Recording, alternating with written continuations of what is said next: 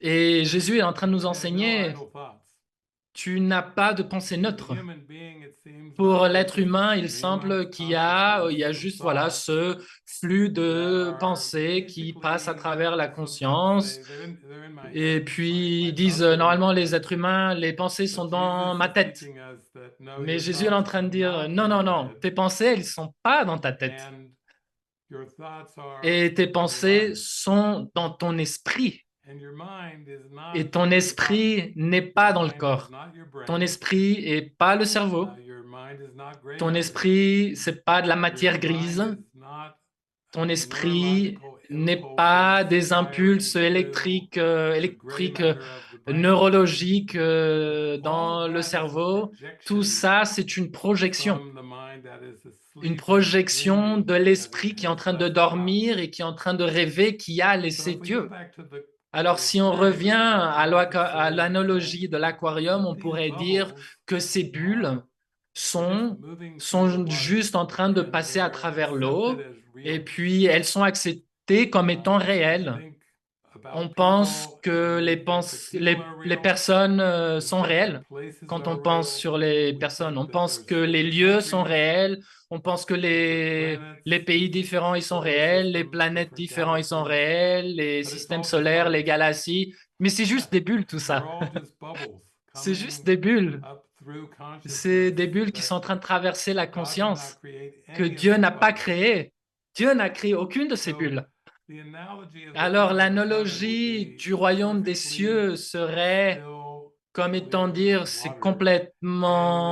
une eau complètement stable et sans rien d'autre, un esprit complètement libre de tous les contenus de la conscience, et c'est juste de l'amour et de la lumière abstraite.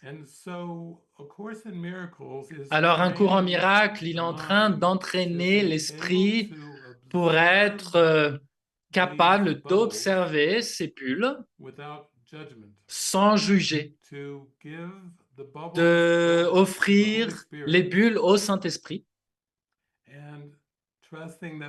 et faire confiance que le Saint-Esprit va purifier l'esprit qui croit à ses pensées, qui croit à ses pensées égoïstiques.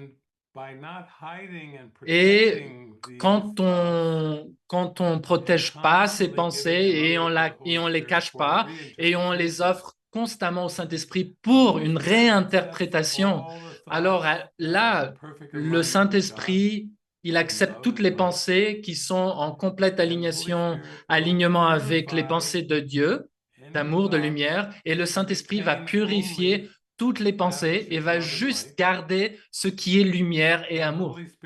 Et le Saint-Esprit va rejeter toutes les pensées qui ne sont pas alignées avec Dieu, avec le Créateur. Et ce que le Saint-Esprit rejette, l'ego, il accepte.